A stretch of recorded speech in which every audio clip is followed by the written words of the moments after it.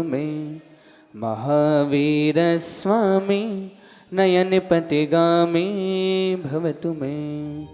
जलो देवादिव्य खजराट महावीर भगवान की, मुनि कुंजर ज्येष्ठाचार्य गुरुवर आदि सागर जी महाराज की, तीर्थ भक्ति शिरोमणि आचार्य श्री महावीर कीर्ति जी महाराज की, वात्सल्य रत्नाकराचार्य शिक्षामल सागर जी महाराज की जय। बोले परम पूज्य तपे सम्राट महातपो मार्तंडाचार्य भगवान सन्मति सागर जी महाराज की।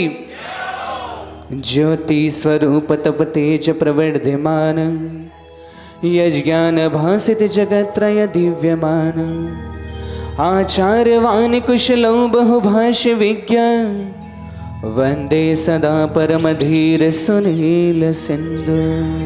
जल परम पूज्य चतुर्थ पट्टाधीश आचार्य भगवान 108 सुनील सागर जी गुरुदेव की।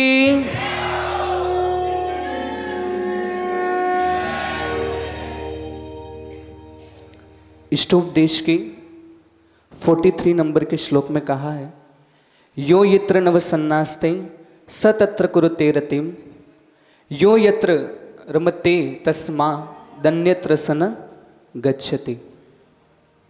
यो यत्र नवसन्नास्ते, जो व्यक्ति जहाँ निवास करता है, स तत्र कुरुते रतिम, वो वहाँ पर रम जाता है। यो यत्र नवसन्नास्ते सत्र कुरुते रतिम, यो यत्र दमते तस्मा, और जो जहाँ रमता है वहीं पे उस तस्मा अन्यत्र सन गच्छति, और अन्य कहीं जाने की इच्छा नहीं करता है। हम लोग भी इसी प्रकार कहीं ना कहीं संसार में फंसे हुए रमे हुए हैं, तो वहीं पे आनंद आता है। लेकिन जो ये ग्रीष्मकालीन वाचना आचार्य भगवान की किशनगढ़ के अंदर हुई, तो प्रत्येक व्यक्ति के अंदर धर्म में जागृति आई और एक एक व्यक्ति यहाँ पर आचार्य भगवान के सानिध्य में लाभ ले रहा है। जो संसार में रमे हुए थे, कहते एक सुई होती है, वो सुई अगर गिर जाए तो उसको ढूंढना मुश्किल है। मिलती है क्या वो सुई? नहीं मिलती है। अगर वही सुई भीड़ के अंदर भी अगर उसमें धागा लगा हुआ हो और अगर वो भीड़ में भी गिर जाए तो वो सुई मिल जाती है। ऐसा ही हमारा हाल था। हम लोग सिर्फ खाली सुई थे और इधर उधर भटक रहे थे, लेकिन उसमें गुरु रूपी धागा पिरोया गया तो सबके जीवन में धर्म आया। 1 महीना सबने बहुत अच्छे से लाभ लिया, जप जोगम ध्यान का लाभ लिया, शिविर का लाभ लिया। सबने 50-50 60-60 बच्चे उस शिविर में अध्ययन करते थे, शाम को सांस्कृतिक कार्यक्रम में जुड़ते थे। तो ये कहीं ना कहीं गुरु का अतिशय हो। और इसी प्रकार कल यहाँ पर जो मंदिर 25 साल से लगभग बना हुआ है ना, 25 साल तक, और आचार्य श्री ने वसुनंदी श्रामकाचार्य की टीका की है, उसमें लिखा है कि जिस मंदिर पर ध्वजा और कलश नहीं हो, उस मंदिर में कितने भी जाप पूजा अभिषेक ध्यान कर लो, वह निष्फल है। तो वो अवसर जब आचार्य श्री का यहाँ पे प्रवेश हुआ था, उसके बाद संघ पूरा छत पर सामायिक कर रहा था, और सामायिक के बाद जब उजाला हुआ और आचार्य भगवान की नज़र शिखर पर पड़ी, तो आचार्य भगवान ने कहा कि इसके ऊपर कलश नहीं है, ध्वजा नहीं है। तो जो कार्य 25 साल से नहीं हुआ, वो कार्य आचार्य भगवान के सानिध्य में संपूर्ण हुआ। वो परिवार भी सौभाग्यशाली है जिसने कलश चढ़ाया, ध्वज चढ़ाए। उसी वसुनंदी श्रावकाचार्य में आचार्य श्री ने टीका में लिखा है 492 नंबर की श्लोक में कि जो व्यक्ति मंदिर पर ध्वजा और कलश चढ़ाता है, वह षटखंड को रूप को जीतकर और यशस्वी बनता है, मतलब षटखंड का अधिपति बनता है। तो इतना बड़ा सौभाग्य हमने जिस परिवार ने प्राप्त किया, वो महा सौभाग्यशाली है कि उसने कलश और ध्वजा चढ़ाई।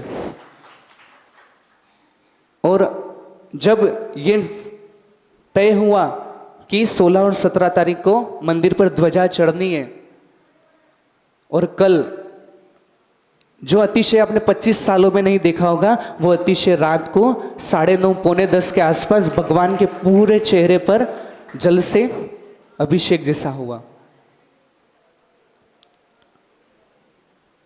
बहुत से बोलते हैं, बच्चे 2-3 वहां खड़े थे, बोले महाराज जी तो विज्ञान है, इतनी उमस है तो क्या बोलते उसमें से पानी ऐसे जैसे पसीना शरीर में आता है ऐसे उसमें से भी पानी आ गया, इतनी उमस है मंदिर में। लेकिन अगर उमस होती तो पूरे प्रतिमा पे होता, आसपास जितनी प्रतिमा थी उन सब प्रतिमाओं पे होती, लेकिन कहीं ना होकर सिर्फ मूल नायक महावीर भगवान के मात्र चेहरे पर और सिर पे पूरा जल से अतिशय हुआ। तो जहां पर भगवान विराजमान हो और चतुर्थकालीन चर्या वाले चतुर्थ पट्टाधीश्वर सुनील सागर जी महाराज जी विराजमान हो जाते हैं, वहां पर प्रत्येक जगह तीर्थ क्षेत्र से कम नहीं होती। ऐसी जिस प्रकार आचार्य श्री को शिखर को देखकर भावना आई, ऐसे कुशलगढ़ वाले भी यहाँ पर बैठे हुए हैं। जब वागोल जी अंदेश्वर चतुर्मास के बाद वागोल जी के लिए विहार हुआ था कुशलगढ़ के लिए, तो बीच में वागोल जी रुके और वहाँ शाम को भक्तियाँ चल रही थी।